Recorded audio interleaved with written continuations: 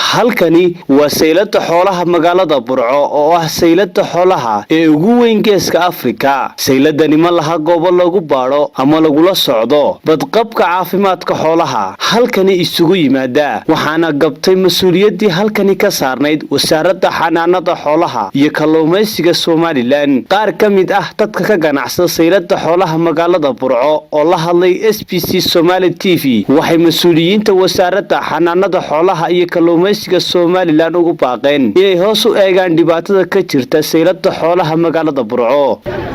saylada xoolaha de waa wacantahay xoolahana caafimaadkoodu waa wacan yahay markaan wasaaradda xanaanada xoolaha ka hadlo wasaaradda xanaanada xoolaha way joogtaa gobolka Togdheer laakiinse waxay qabataa ma jirto maalin kasta xoolaha halkan bay neef xanuunsanaya lagama waayo xanaano xoolaad lama helo marka wasaaradda waa magacuyaal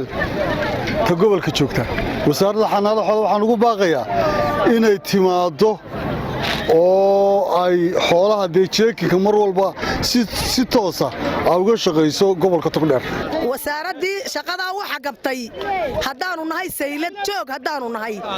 waa sayladii ugu weynayd Somaliland xoolaha isugu yimaada waxaanu ka gabtay shaqadeedii gabtay xanaanadii wasaaradii xanaanadii xoolaha ayaa gabtay taasaa gabtay halkan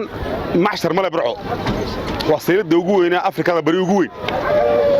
marka macshar xoolaha Burco lagu shay baaraa oo ay Burco leedahay ma jirto saylada Burco xoolaha lagu macshar lagu shay baaro lagu xireeyo lagu hubiyo caafimaadkooda iyo cudurkooda ma jiro laakiin xoolaha saylada Burco yimaada markii hore caafimaad qabeen xanaanada xoolaha gobolka Burco waa lagu sheegaa laakiin meel ka shaqeysan ma naaraganagu haddii miyito laga soo cawdo iyo haddii magaalada tahay midnaba xanaanada xoolaha meel ka shaqeysan ugu ma naaragba waxaan leenahay shaqada ay leeyihiin xanaanada xoolaha waa in qabataa xoolaha ka warhaysa caafimaadkooda iyo cudurkooda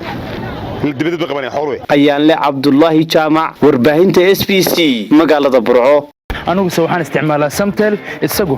ma uu isticmaalo Samtel